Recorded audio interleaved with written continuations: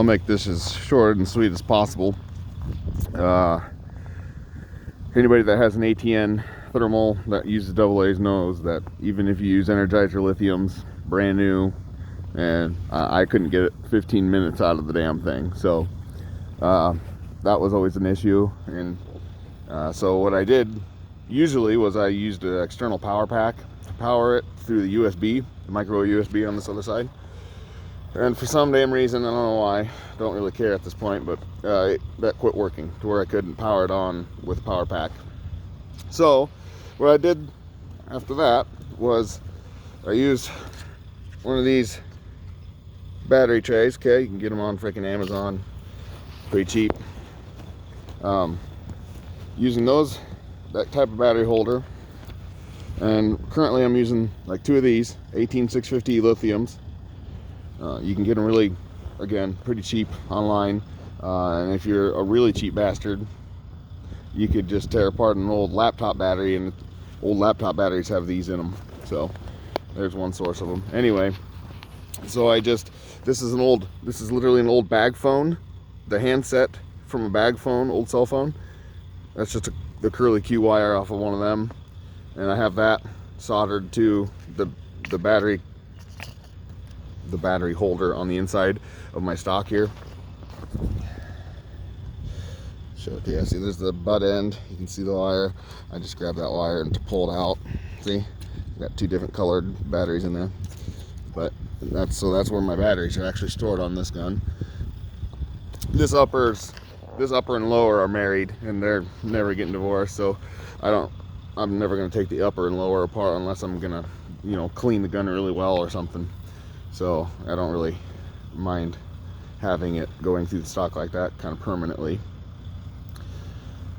Yeah, so let's see here.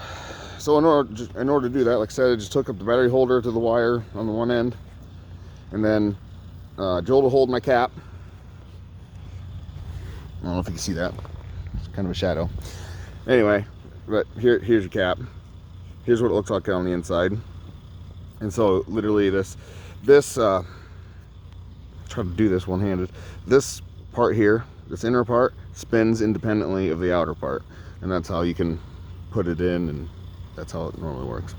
Anyway, you just drill a hole all the way through the middle of that, through both pieces, ran my wire through it, and then on the inside here where the AA's go, normally I used a couple 6.5 by 54 millimeter empty cartridges.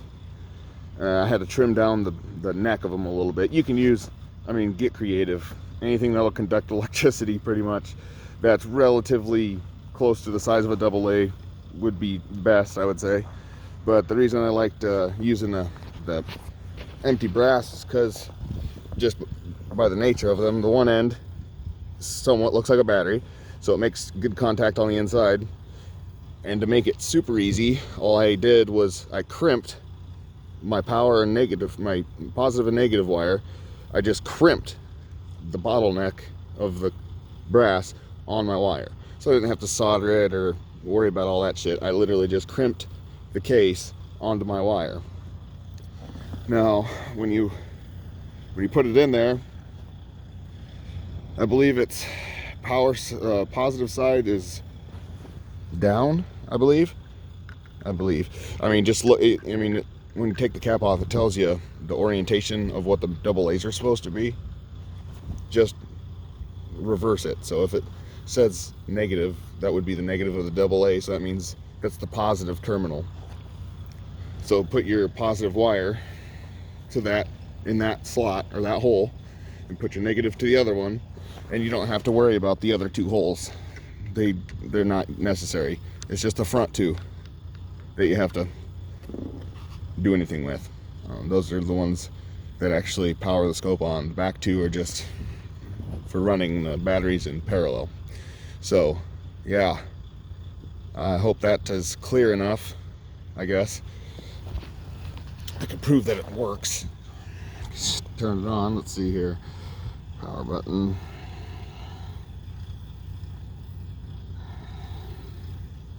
Gun's been sitting in my truck all night. There we go.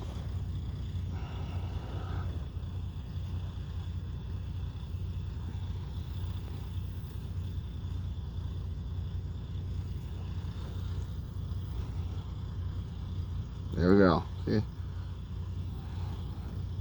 My big fingers. All right. It works. Turn it off.